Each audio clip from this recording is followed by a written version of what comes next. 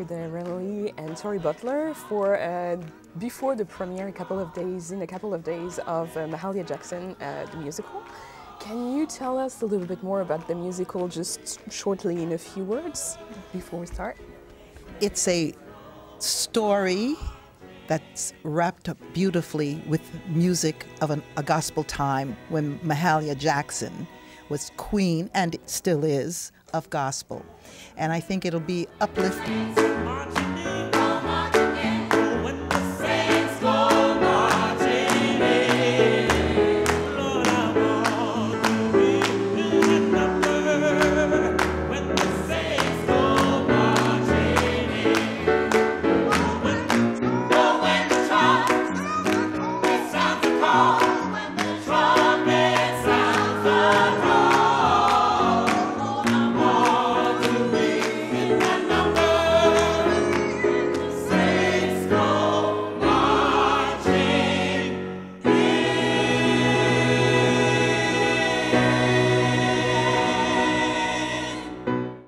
What does it represent for you to embody this queen of gospel? For you as a performer, a singer, and you do many things. So what does it represent for you personally?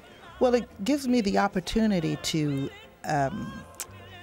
find the soul of Mahalia through her music, because I didn't know her that well when I was growing up. I knew Aretha Franklin, and who was a disciple of Mahalia, and so many other singers. Even if they weren't gospel, they went to, you know, other fields of music, whether jazz or rock or whatever. But they all, I think, were disciplines of Mahalia, who was then a discipline of Bessie Smith. And I have the opportunity now to bring it again to maybe a generation of people who may not remember her and the story behind her. And in that discovery, I think we'll find out a lot of things about why that music is important in our lives. Mm-hmm. Summertime,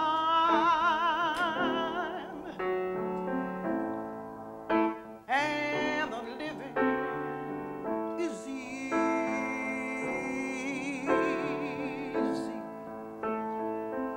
Fish are jumping, and the cotton is high. And for you as a musical director, this is like a job in itself. So really, for this one, what were the challenges that you faced, and can you tell us a little bit more about the process of working in this musical? I guess the biggest challenge was being able to wrap my head around all of it, you know, and understand the significance of all the pieces that Mahalia does and the choir does and everything going on. And I think it was more technical, like knowing where the cues were and what was going to happen there, and being able to take Roger Peace, the director, his vision along with Renee's ideas, and being able to put them together musically for the choir and the band. Oh, your daddy's rich, and your ma is good looking.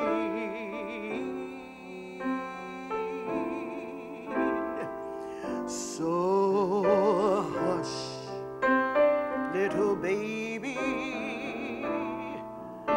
don't you cry.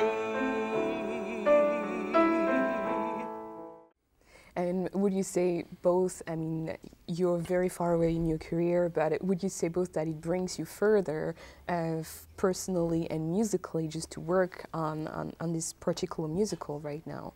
Yeah, for me, definitely. Yeah, this is, how do I put it? It's something I'm very, very fortunate that Ranee invited me to be a part of. And I'm really happy because it's something that I had experience with it, but not from, I guess, the musical director side of it. I mean, I've been a part of musicals, and I've been a musical director, but for just normal performances where there's no acting involved, you know.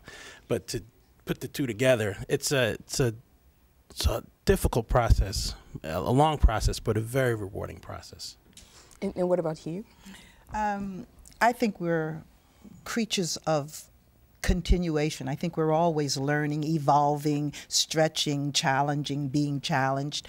And in that, as an artist, as a performer, I relish these types of projects and these moments. They're important in my life. I think it's an important growth subject that should happen in everyone's lives, so that, you know, we continue with the process of living, and having projects like Mahalia or any other, you know, stimulating process to go through. I think that's one of the reasons why we're here. What love these mornings,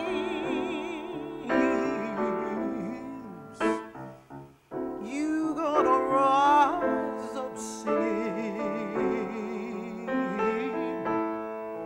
and then you spread your wings and you take to the sky. Oh, till that morning, yes,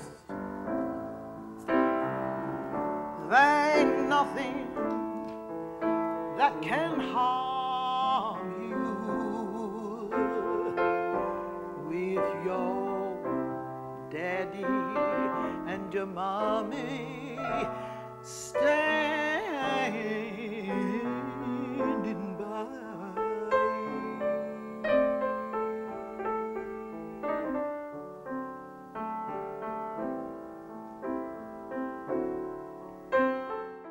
So for you, more especially this one, that would be Mahalia Jackson. She said that she would just use her voice for spiritual music. So actually it's for you both, because as musicians, what do you think about that? So right now, nowadays, because right now this musical just tells the story of her life, but if you put that nowadays, dedicate your voice to spiritual music, what do you think about it? What do I think of spiritual music? I think it's incredible. It's great. I've been a fan of gospel music. I haven't studied a lot of it, but I did play in church after I got out of college, and I've always found that gospel music is kind of the one art form that, for me, it's really not about anything technical. It's about how it feels. You know, you see people of all races, all over the world, when they start, when the gospel music starts, people just feel good, and that's the I think the greatest contribution of that music, and it's based out of a spiritual type of music. So I enjoy it. I guess that's the best way to put it. I think that knowing the music's background is a very relevant thing, because you know, well, the gospel, I think, was born from the slave era, and when Mahalia decided, I believe through the research that we've done on her life, that she was going to express her beliefs in her spirituality, she chose to do it in a way that I think captured the imagination of a generation at that time by going through the Bessie Smith route of performance, let's say. And I thought that was, I don't know if it was a deliberate thing, but it was a very idealistic thing to do, because she had people listening to her message, and her message then was to preach and to support and to bring the sensibility and the theme of her maker and others, the belief of others, to their attention. And I had never sung gospel before. I was raised Roman Catholic, so we sang Latin when I was a kid. It's so time, and the living is easy. Fish are jumping, and the cotton is so high. Oh, your daddy's very rich, very rich, very rich, and your mama is good looking.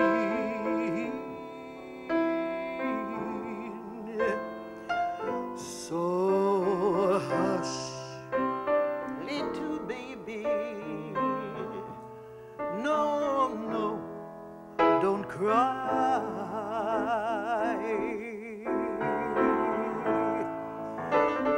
One of these mornings, you're gonna rise up singing, and then you will spread your wings, and you take to the sky.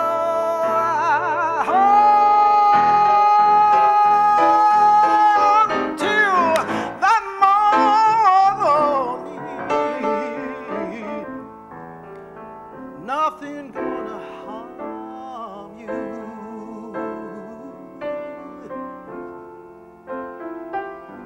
With your daddy and mommy standing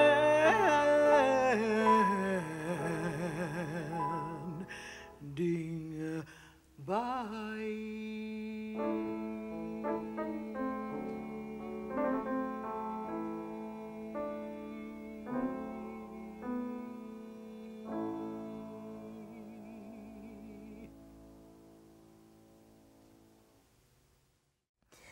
Actually, on that, do you have any moments or any songs in the show that personally you really look forward to?